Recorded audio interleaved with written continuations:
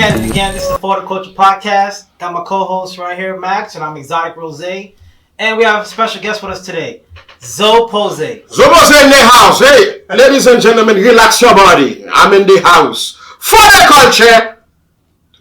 For the Culture Podcast.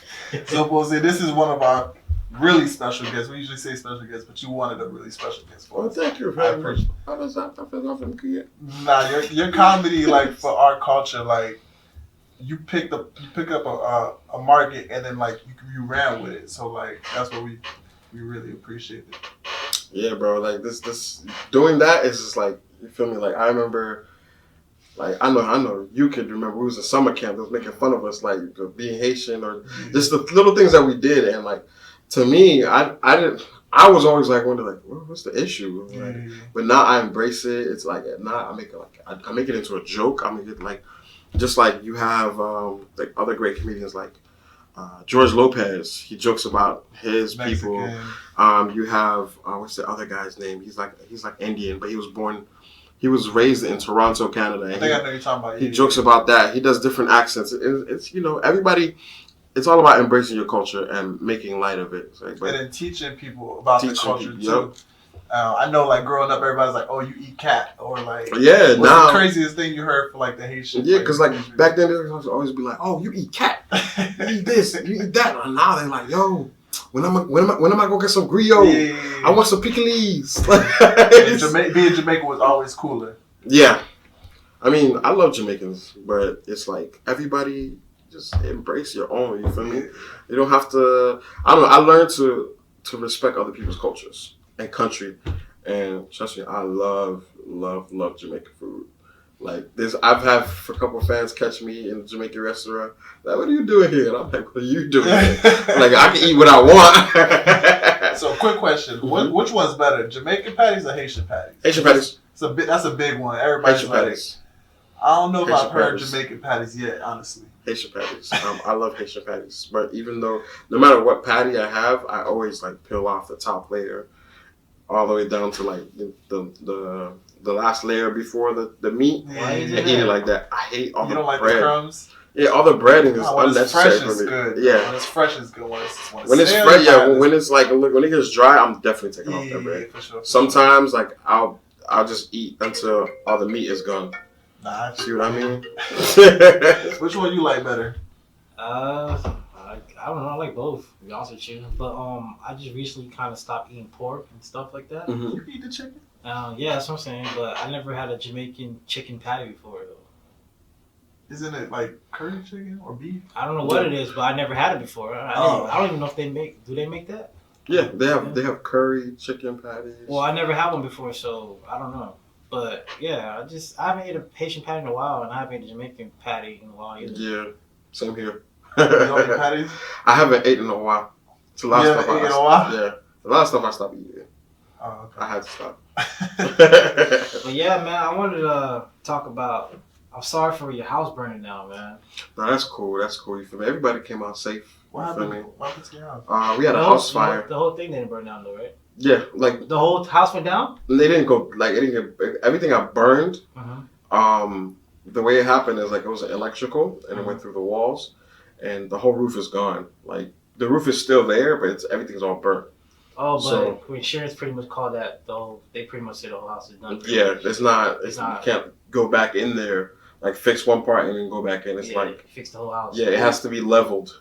What were you doing when that happened? I work for Brown County Schools, so I was at the elementary school that I work at, and they called me when it was happening. So I was like, I told them I had to go. I went straight there. Like I knew, like you know how cops are, and people when they block off the streets. I'm like, look, that's my house. I'm like, you gotta wait for the fire. I'm like, that's my house, but like, I ain't argue with them. I just.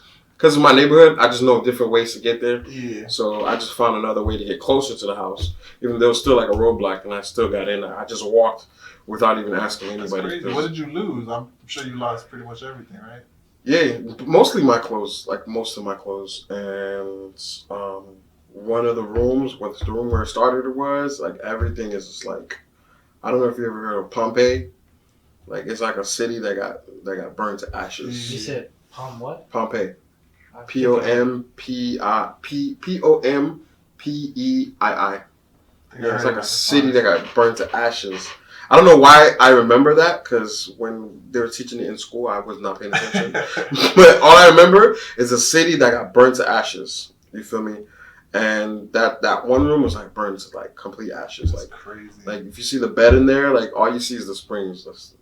Like you don't see. Yeah.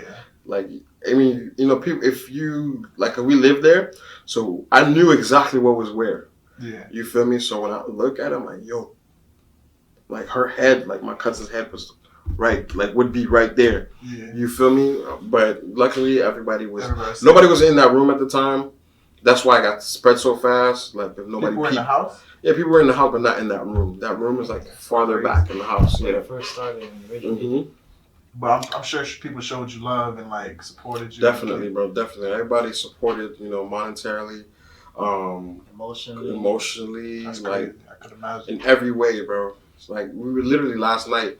We had a prayer with the women's group of my church. They invited our whole family to the church. We had a prayer, and then they had like a huge dinner for us. Dancing down your snap. Yeah. So it's like that was like the dopest. That's like the dopest thing. That's why So let me I'll ask. always be a church guy.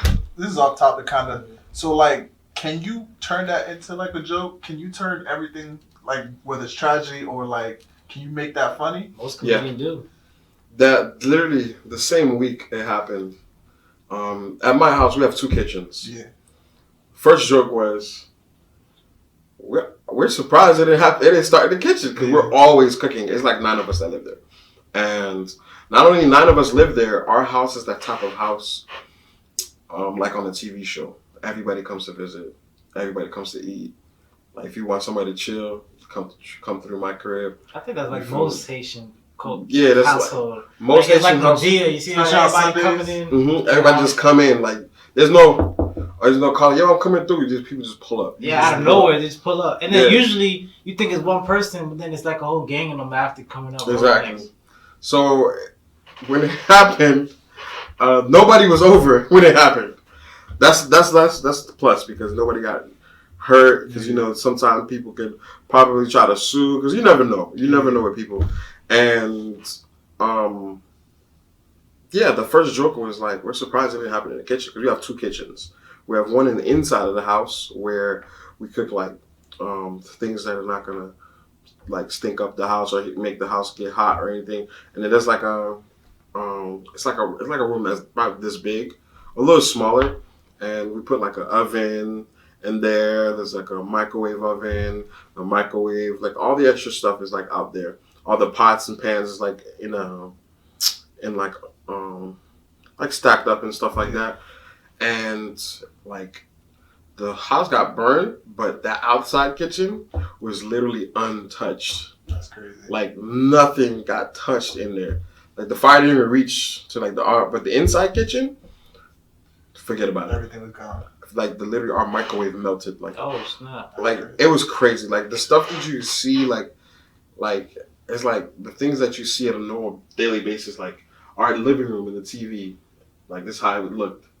Like we didn't have it on the wall, but we had like a flat screen, and you could literally see the top like melted, and then it stopped because the fire didn't get to the whole thing, and it's like hanging over, and they're all stuck to the little thing we had it on. It was crazy. But the outside kitchen, that was the second joke we made. The outside kitchen, I was like, God made sure that outside part wasn't touched, because He knows how much we love to cook and eat. So like we was in the hotel room with the pastor's wife and a couple other people from the church, and when I said that joke, I was thinking, I'm like, yo, the main thing we used that you think would catch fire didn't catch fire, and it was untouched. I was like, see, God knows we love to eat. So that was gonna be untouched. Did somebody tell you like, oh, you funny, like get into this, or did you stumble into like the Haitian comedy type stuff? Before comedy, I was always like a class clown. I was always getting in trouble for being funny, for saying, disrupting the classroom and stuff like that. But at some point in my life, I wanted to be a cop. So I went into Police Explorers. It was a lawyer first or a cop? Yeah, lawyer first. I wanted to be a lawyer. So my junior year of high school, I had law studies class. Then I realized, man, this ain't for me, bro. So during that law studies, we got to do like field trips. We went to the courthouse. I was like, damn, this is what I go through, bro. These are lawyers, bro. All the walking. Better on TV. School education you gotta go through. Bro, the years of education. I'm like, and the money. I'm like, you gotta be. I feel like all lawyers are like low key psychopaths, bro. All that reading, bro. All that. I don't know. There's something weird. Technicalities, you bro. It's so much behind it, and I'm not with it, bro. And then while we was in law studies class, I met a couple cops. You feel me? And they were talking about what they do, and we got to do a field trip with a cop. I was like, oh, this is a little interesting. So I joined Police Explorers with Margate Police Department, and I did that for a year. And then while I was doing that, I started doing videos. So once I started doing videos, I was like, I don't think I want to be a cop no more. So like, what made you start doing the videos? Like you just pulled out your phone and just like. I just started recording. And I started with an iPod Touch. Okay. And I used to post on YouTube and Vine. Then after, Vine was popping so much, Instagram was like, well, we got to do something about this. Yeah. And that's when they came out with, I remember it was like during the summer, they came out with something called the video. Instagram video. Because it was just pictures. Instagram was just pictures. And when they came out, the videos. Just took flight. Bro, I just kept posting. 15 seconds of life. The 15 seconds, it started with 15 seconds, then 30 seconds. 30 seconds, then a minute. I was like, oh, y'all give me a whole minute? And now you get more than a minute with IGTV. Yeah. So it's like, what helped with creativity was Vine. Because you had 6 seconds. Yeah, Vine, I feel like Vine helped a lot of comedians. When you give somebody 6 seconds to do a sketch, you had to be funny in 6 seconds. So like you really had to bring your best stuff. Exactly. So like after that 6 movement, seconds, bro. Created so many careers. So many careers, but the platform died. Why do you think it died like that though? You really want to know? I really do. I know, like I was a Viner myself. You feel me?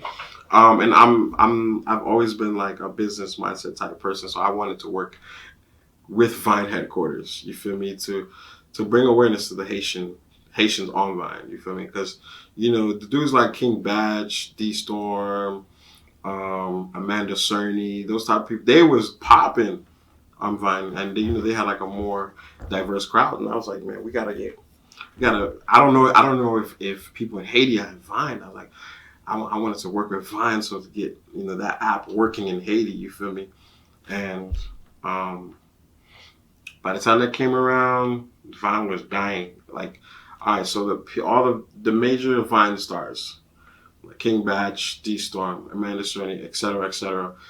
What's that dude? Jake Paul, Logan Paul, yeah, and Jake Paul. Yeah. So they all had a meeting with Vine about how they could help, because the app was dying. Yeah. Of course, because everybody else had video. Instagram had video. Facebook, what the world's #1 news platform, was starting to pick up. So it's like, what do we do? So they had a meeting with all these Vine stars, and everybody asked for some type of compensation. I think it was like between all of them. I think it was like to stay on the platform. Yeah, that's not gonna work. Yeah, between all of them, I forgot. I was reading. Please don't tell me 2 million. No, it was a lot more than that. It was like I was reading the article. It was no more than. It couldn't have been more than 40 million. But between all of them, that was perfect. Because it was not even 20 of them in the room. You're splitting 40 million. Yeah, that's crazy. So it's like, that's all they had to do, put up 40 million. There's people that put up a lot more to get their company running. If you ever Vine refused, that's how they died. They probably thought they were going to die anyways, because Instagram they could basically do what they. Yeah, but they could still kept up. The Vine's still there though. It's just that nobody goes on there like that. Yeah, you could use it to record now. That's it. And I tried to I went on Vine. I'm like, I can't even go look at my old stuff, like to download them. Oh, you can't. Yeah, Oh. and yeah, so it's like Snapchat's still here. You feel me? Snapchat has been like since 2013. So when did you start seeing like success on like your videos? Like when did you start thinking like? When I started getting booked for shows, Okay. they was like they wanted me to be a stand-up comedian. I was like, huh? And I never did stand-up before, so it's like You watched it though, right? Yeah, I've always watched stand. Like that's like a because you know Haitian parents, it's kind of hard to bond with them. Mm. But that was the only way me and my father bonded. Just through stand-up comedy, we just sit and watch like Jerry Seinfeld. Yeah, Comedy Seinfeld. Central. Just be We out there. watch what's that dude named Larry David. The cable guy. Y'all remember that guy? Yeah. No, I know what you're talking that's about. not him. No, I'm saying, did you watch that too? No. Me and my dad ain't like that.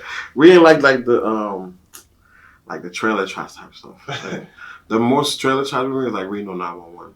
So who's the top three stand-up comedians in your opinion? Just real quick. In my opinion, Eddie Murphy, 1, Chris Rock. 2. Richard Pryor, Red Fox, Bernie Cat Mac. Williams. Man, Cat cuts too much. What about Michael Blackson? No. Michael Blackson, he's still working. True. Who else? Oh, I know. I know his guy's name, Zoe Poze. Me. So did you like? Because I know stand-up comedy is like an art. So how did you hone that?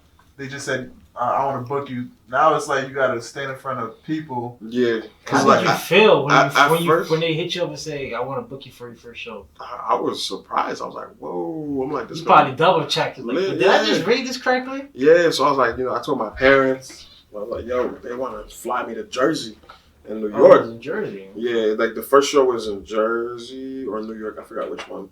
No, first show was in New York, Brooklyn, New York. And when he hit me up, I got on the phone with him. I said with my dad because I didn't know what I was doing. You feel me? And we just spoke about it. We spoke about, the logistics, like hotel accommodations. Was your dad able to help you with the business stuff? Or I know like most Haitian parents don't like. He was able to tell me. He just asked a lot of questions, like questions I didn't know to ask. Yeah. I didn't know to ask like what flight, like are you paying for my flight, stuff like that. Because I was ready to pay for my own flight. Yeah. You feel me? Your own hotel. Exactly. Do it for like $50. I didn't even think about hotels then. You feel me? It's like I was just so excited. Like I was 18 years old, bro. Some people don't even pay. Like usually when the first like people like first starting up, some people would say, "Fuck it, I'll just drive there," or I just fly myself out there. Because most promoters or whoever you talking to, they're just paying you, and you just got to find a way there. Sometimes when you first start. That I experienced that one time. That's why contracts, everybody, contracts. If you add everything to your contracts, you can never go wrong. So how did that show go? Man, that show was the best show I've ever had in my life. Wow, bro. your first show. My first show. Like I thought I was gonna like flop, but I did it because like how I structured it is like, all right. So online, I would do these skits about my parents, blase. All I gotta do is take it to the stage. So I was like, I write it down. I was like, all right, like I play Haitian mother mannerisms. Different things, like, Haitian mothers do. It's like, I was like, if I get in trouble, like my school called my parents. First thing I hear when I get home, I'm like that's like you always hear that, or before you get home, you get that phone call, that voicemail, like or like that's the most scariest thing you hear. Like, you feel me? The best finesse was to get home, delete it before. Exactly. Like you try to get home, delete the voicemail, and then sometimes my parents were always ahead with the time, so we had the home phone and they had cell phones. So I never had that luxury of getting home and delete. So I always. You was fucked either way. Yeah, I was screwed either way, bro. And then they ain't put you in that lingerie? Not really. At some point, I got too big. The belts didn't hurt no more. I got too big, especially my freshman year. I started playing football. I started getting bigger. I started, Yeah, swole, faster. They couldn't catch me. Hey, my dad felt my shit. Always, bro. When the boy gets you trying to fight me? Yeah. What? You trying to fight me? Yeah. You don't think you big now? Yeah. Nah, that was my mom. My mom always thought trying to. I'm not trying to fight you. Like, yeah, I'm like, my parents. I don't show no signs of aggression around them because I already know how they're mad dramatic. So I was like, nah. Like I don't even be like, even when I'm mad, I just calm down and walk away because they'll real quick say, "Oh, I've been back where?" Yeah. Like I've been video. I'm like, yo, chill, relax. Because it happened with my little brother, and I told him like, bro, you gotta chill. He got mad, and they was like, oh, my dad was antagonizing. Come beat me. Yeah. Come beat me. Ain't nobody gonna touch you. Watch out. Nobody on that, bro. I wanted to ask you this too, because this is a thing going on, even in Hollywood right now, stuff like that. People feel like most actors, they feel like they have to wear a dress to move on to the next level in a movie. Would you do that? No. Kind of I wore a wig before my videos. Like I didn't. It all depends on what you take it as. You feel me? Because when I was doing it. You know, nobody was commenting about like, oh, this is gay. This is. I think they get it. Yeah, they get it. It's like no, I didn't really have those comments where they said something about like where they challenged my masculinity like and they stuff do like the, that. What's his name again? The Medea dude. No, Tyler Perry. Tyler Perry. Yeah, he made a fortune off of. I mean, I like what he's doing. Did you guys hear his BET speech? Yeah, his BET speech was powerful. Yeah, for sure. His studios is where the Confederates used to be at, planning out how to fuck up some black people. And he's the only black person I know with a studio. Like, that's big. Like, exactly. Yeah, but before that, everybody was looking at him as a sucker, though. This sucker wearing a dress. That's crazy because I've never heard any of those talks. Like, watching Medea, I've never heard that. It's now, like, you know, the world's getting so sensitive. Yeah. Nowadays, like... It's another question for you. Like, so I know with your jokes, you may get into, like, the crazy jokes. Like, do you feel like you got to become more, like, PC, or are you just going to say whatever you want? No, well, to be honest... I think you have to read the crowd, bro. Yeah, my preference is I always keep it PG. You know, PG-13. I don't go past... Like, I go, like, almost R-rated.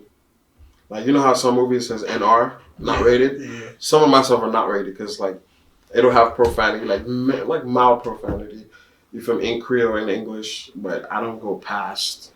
That's on purpose, or? No, it's just like, that's part of the skit. Yeah, that's part of the skit. Because I know Kevin Hart is, like, PG-ish, but then you'll get somebody like Cat Williams who's just, like... Straight rated R. Yeah, and both of them are funny. They're just funny in different ways. That's why I get a lot of church bookings because I keep it like PG and G.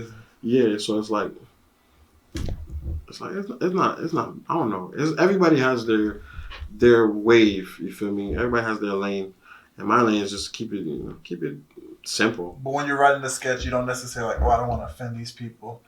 You just scratch it. You know, I haven't done a sketch where I was like, I can't post this. Yeah.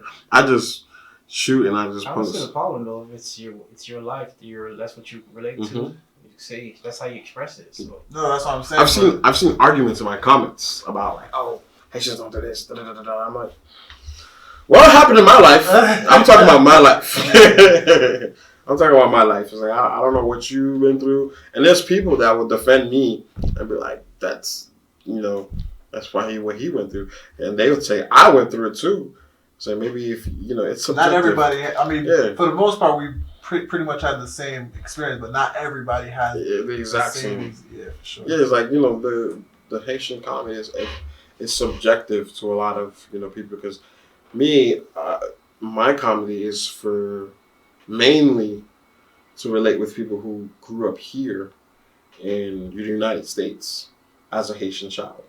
So you go to school, you are exposed to the American culture, and at home, you're exposed to the Haitian culture. So it's like, dang, you don't know what to do. Yeah, and there's a certain people that's gonna relate to that. Exactly. And some people are just not gonna get it. Some people are not gonna get it, like especially if they came here when they was 13. I was here since I was 3. You feel me? And even if you came here when you're 13, there's a lot of things you can relate to. And I also have stuff where it just everybody relates. Like when your Haitian mother's yelling at you and stuff like that, and different things they do on Saturday mornings to wake you up and all that stuff. A lot of people can relate, bro. Tell me, I know about the Jen, boy. Speaking of Jen, I have a skit that I just did like last night at the prayer. They were singing, and I said the caption was how Haitian kids who don't speak Creole be looking when they be singing, and I was just looking like that, like while they were singing, and I posted it, and like you should see the comment section is crazy. That's what I really worry. I don't care about the likes. I don't care about the views. I worry about the comment section, like what they saying, like, and everybody's like, "Yo, this is absolutely relatable." And there's some people that's like you can tell the diversity in of the people or what relates to them. There's some people that's singing along with the girls. It's like, "Yo, I was singing along." And there's some people who's like, "Yo, that was me." Yeah, I wasn't confused. Sure. That's me. And then there's some people that be like, "Yo, that was my younger brother." You feel me? Yeah. And then there's some people like, "Yo, I remember those dreadful Saturday morning gens." So he's like, you see the diversity. There's always in one video. You feel me? And like, it was the most simplest video. Yeah. In one video, like 4 or 5 different memories come up for these people. You feel me? Like, yo, I remember this happening. And one person was like, yo, I remember getting Haitian patties right after the gens. You feel me? So it's like, that's the type of videos I like to make, where you could find so many different things in one video. And then, another one they was talking about is the different voices they heard, like the harmonizing. It was like, yo, this lady off key, that lady this. So it's like, so you got singers, you got people who don't know what's going on, and like, everybody's on in the comments. That's my favorite part of the comment section, bro. Yeah, I remember those days where I used to be at the church house, because I don't go to a Haitian church no more. But I remember when I used to be at the church, and it used to be a group of us, and you'd just be giggling. Hey, you talk with your mom. Or they give you that look, and turn around, give you that look. Now you get separated. Exactly. So it's like, I remember those days too. Like, I never, like, I was involved in church, but it's like those days where you just want to like have fun and just talk with your friends. Like, it's not like you running around doing bad. All you just want to do is sit with your friends and talk. That's it, bro. Or you really back. I want to go back to the dress thing, because I have heard another comedian talk about how he said he'll never do it because not a lot of white comedians or actors are doing it. So why they always got to make the black guy do it first? I mean, if they say not a lot of whites, like, I was like, how many white actors do you watch? Because there's Robin Williams, he does it. There's been many actors that have done it. I just can't name. Robin Williams is the only one I can tell for right now. But I'm not trying to justify it. It's just that you feel me. It's just that we embrace our women more. That's why we're able to do it. Do you feel like? Because he also said that we was never on an equal playing field either when it came to acting too. Like not even just acting, just in general. Like, how do you feel about that? That, of course, with history and the whole civil rights movement, of course, like post-civil rights, of course we're never equal. You feel me? Black people, they try to keep us as low as possible, but now we're overcoming everything. We're rising, but it's a good thing. I see it as a good thing because it gave us the creativity to put on a wig or a dress, to act like our black queens and princesses. So it's not. And on top of that, you see the females do the guy skits. So, the guy skits, yeah. So it's like, it's all. To be honest, is what's funny to me. Yeah. Because it doesn't make me less of a man because I put a dress on and act, and I'm acting. Yeah. You feel me? And it's funny. If it's not funny, then if it's not funny to you, stop fucking watching it. Yeah. That's all I gotta say. Like, if it's not funny to you, don't watch it. Like, a lot of people feel the need they have to comment, which is okay because it's your opinion, but your opinion ain't got no weight over here. So how do you feel about people that say like Haitians don't work together, or people like they always like not efficient with their time, or money's always like messing up the relationship? So what is your experience in that field? With Haitian working together, it depends on the field, because I know a lot of promoters, Haitian promoters, they work with each other, but it's like like you said, money ruins a relationship. You can just see and feel the griminess within it and within everybody. They're just doing it. Some people are just doing it for the money. They don't even care about entertainment or entertaining people. They're just there for the money. Because I wouldn't say just Haitian people though. I feel like a lot of comedians. Yeah, it's like it's worldwide.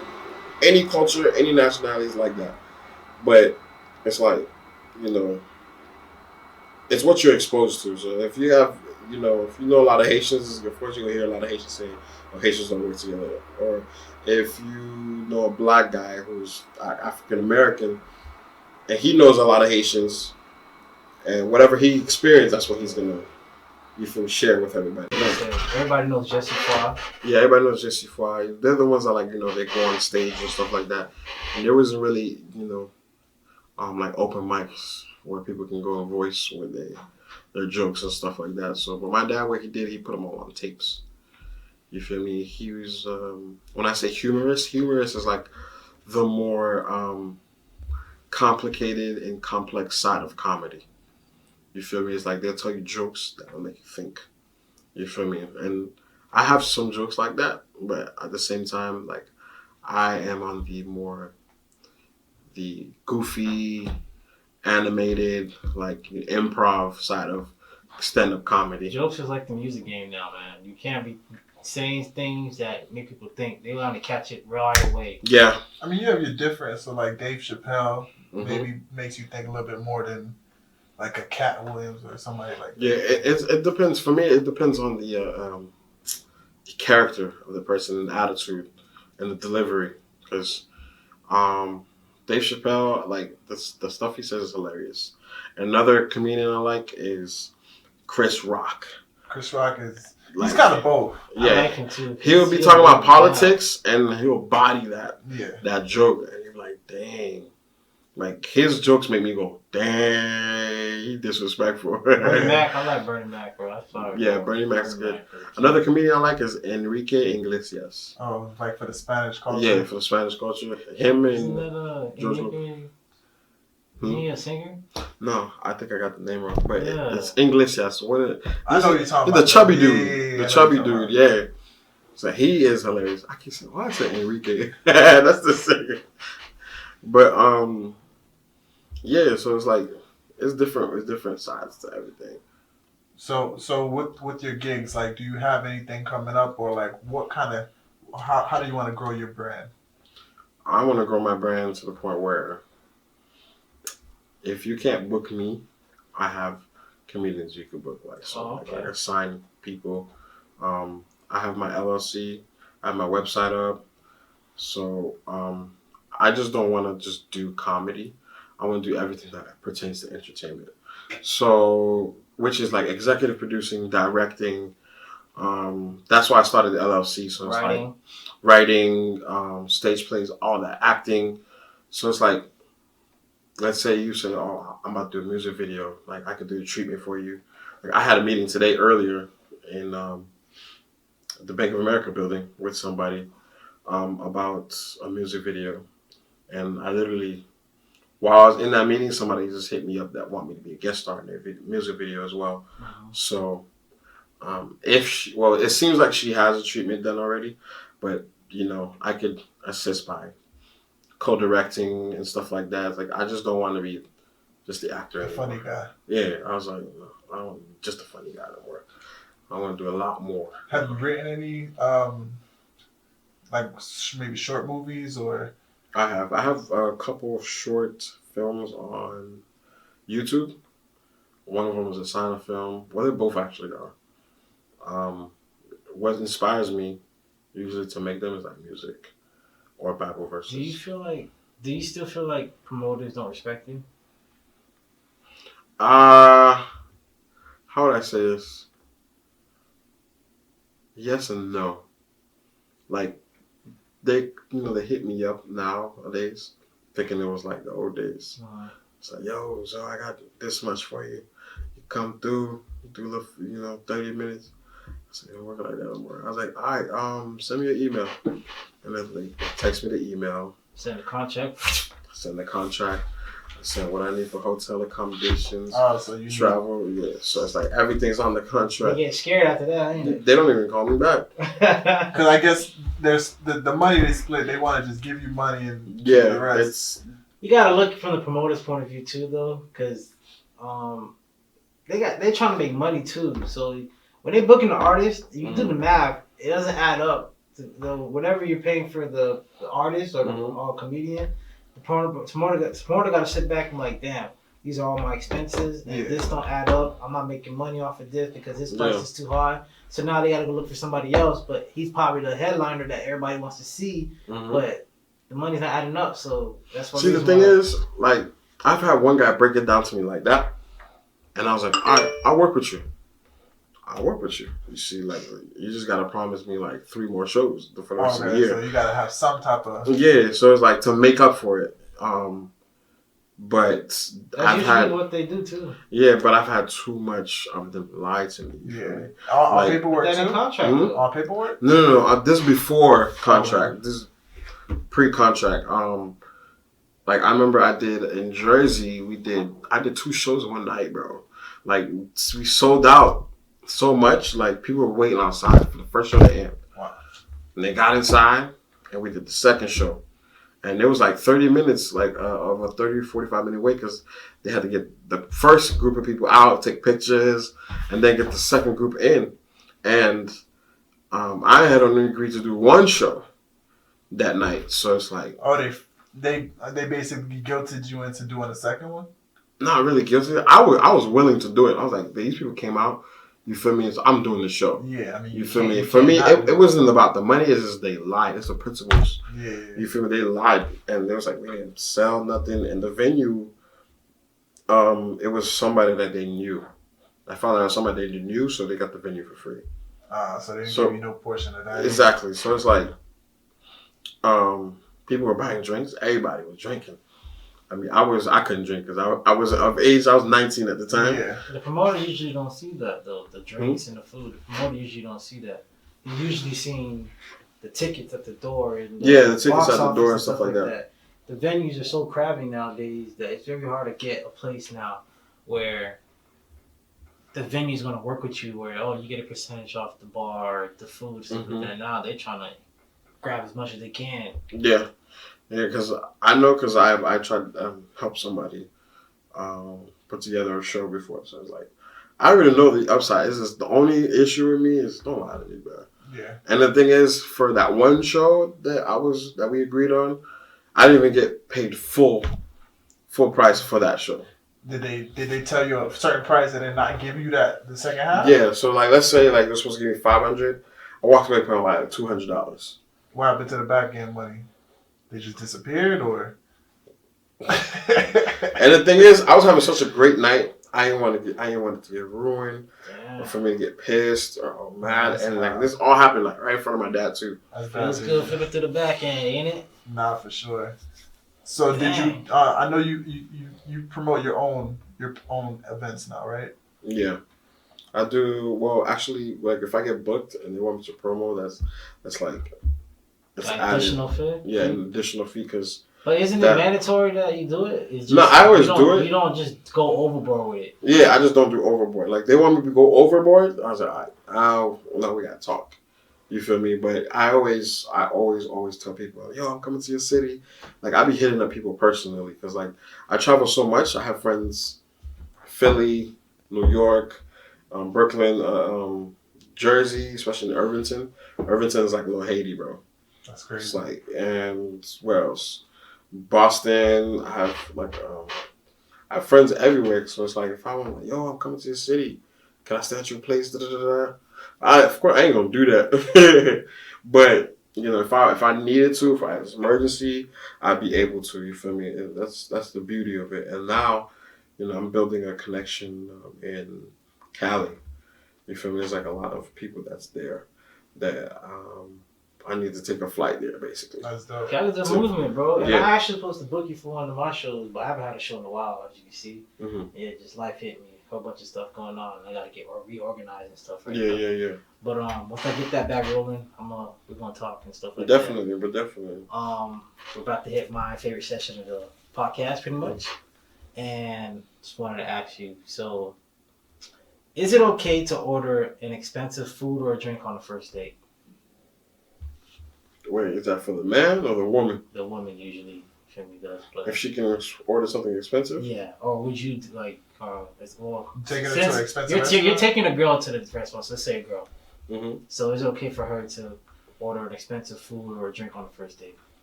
I don't care. You feel me?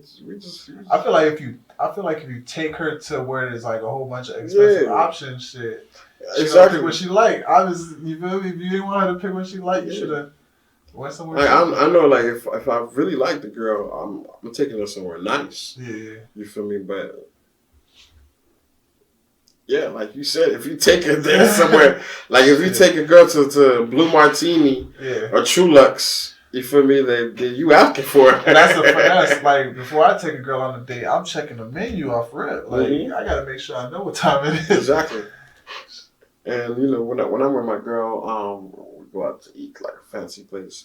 I get a bottle of wine, so we don't have to buy no drinks. Just getting water for the rest of the night after the wine. They gonna give you a $150 bottle, boy. Nah, I always choose the under $100 bottles. You feel me? I like, you know, I'm not to say I have expensive taste, but I like, you know, doing nice shit. True. You know, I work hard for what I do, so it's like, you know, every once in a while, I go to like a nice restaurant. But I always eat, I eat like I'm on a strict diet though. Because them plates expensive. I have another question for you. Do you believe that you have to live with your partner before you get married? I know in the Haitian household that's not good. I mean, yeah, with what I grew up with, you know, you don't have to, but biblically it's not right. Yeah. So, but you know, times are changing. For me, it don't really matter, but I like to follow the rules. You feel me? It's to make it safer. I just follow the rules. Because I'm pretty sure, like, if that person's meant for you, then it's gonna happen either way. Yeah. You don't feel like you have to live with the person so you can know what type of habits they're in, so you can decide if you want to. No, you can do that by traveling to know the habits. Oh my God! Let me tell you guys something. Do you really want to know somebody? Travel. How much patience they have, and how much how open-minded or closed-minded they are? Travel. Yeah. The right time to introduce the person you're talking to your parents, to your family. That's a tricky one because my parents knew every girl I talked to. Hey, you was one of those. Yeah, I only brought certain girls in my family. I only brought one girl. I only brought two girls, I think. But the thing is with me, like, I ain't really date like that. You feel me? So it's like, if I was talking to a girl, like, if we come to the point where we have that title, boyfriend, girlfriend, then you're going to meet my parents. Sure. But is it, do most Haitians, we're all Haitians here, do most Haitians, when you do bring the girl to my parents, my first girl I brought over here, they didn't take it serious. Like, they're like, okay. Yes, because, you know, when you're young, because, you know, when you're young, they just think you're just experimenting. And on top of that, you're playing the fields. Once everybody here becomes parents and little Timmy brings in a girl, you're like, all right, cool. You know, like this. I know. Yeah, but like I said, that's a tricky question for me because my parents always embraced everybody. Like when we have like our family Thanksgiving dinners, it's like, yo, make sure what's her name is coming. Tell her that we're having dinner. Like, even though she's having dinner at her place, they're like, yo, make sure she comes. Because, you know, I haven't met a family where like the girls' parents were like that open and welcoming. You feel me? As much as my parents. But, you know, my parents, they tried to be cool. They say cool. But they did a good job. So your girl parent wasn't as welcoming to you? No, they were. You know, I had to do the whole traditional. I don't know if y'all know the traditional. Go talk to the father first and all that extra stuff. I ain't just for girlfriend and boyfriend. Like I sat in the. That's still a thing though, no? Yeah, I sat in the living room with mother, father, grandparents. I think. Damn. Was it grandparents? Yeah, and then they just asked me questions. It sounded like you sound like you was planning. They probably thought you about to ask for marriage or some shit. The way you set it up. Yeah, you know. But I know for marriage it's gonna be a lot more complicated. And then after that is both parents. Now is a meeting with all the parents. Like while I was at home, my parents went to their house. Oh, that's crazy. It's like in Haiti. That's how it was in Haiti. It's always the son's parents always go to the women's house. The guy always goes to the women's house to present himself. You feel me? So it's like that's tradition. I liked it. It was fun, to be honest. Even though it was like awkward, asking me all these questions, but it was fun. Like interrogation. It was fun because like that's something I'm gonna instill in my kids. I was like my daughter was like, yo nigga, he gotta come talk to me first. Yeah, go on any that's date. respect. Yeah, I get it. Before I go on any date, he gotta come talk to me first. I get it. And I'm gonna make sure I'm gonna give him a clear glass. So his fingerprint could be on there. Fingerprint that little mug. Background check. You got any more questions? Yeah.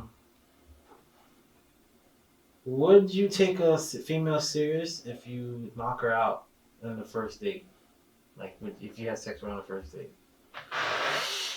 No, because I wouldn't even do that.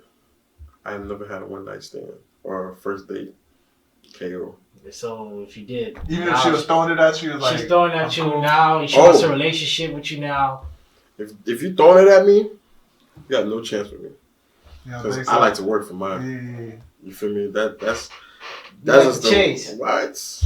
You don't get tired of that chasing though? Nah, bro. Not the chase. Most girls say that guys get too comfortable though in a relationship, and they don't do what they used to do when they first try to get the girl. That's true, because that's what happened with me and my girl. You feel me? You don't get her the flowers no more. You don't do as but much like I it depends on who you are as a person. Like I make sure I keep up with what I'm doing, and I have a lot of friends that are way older than me. You feel me? I have one friend. She's 33, divorced, 3 kids. Oh, so you learn off of her? Learn from them. I learn from. That's the type of person I learn from older people, and I just try to make sure I keep up because like I knew that I had probably like a good 8 months where I ain't do nothing. I started doing like I'm talking about. I was just like she was dating a zombie. Cruise control. Yeah, I was just like we here. Yeah. You feel me? But I had a wake up call. I had to realize I was. You still gotta do the work. Yeah, still gotta do the work. So where can everybody find if you have any more events, or where can they find your social media and your content? People, you can find me on Snapchat, Instagram, Facebook, Black Planet, MySpace, Pornhub. Oh. Hey, if you on there, then delete the last one. But anyway, you can find me at ZoePoze. Check out my website, zoepoze.com.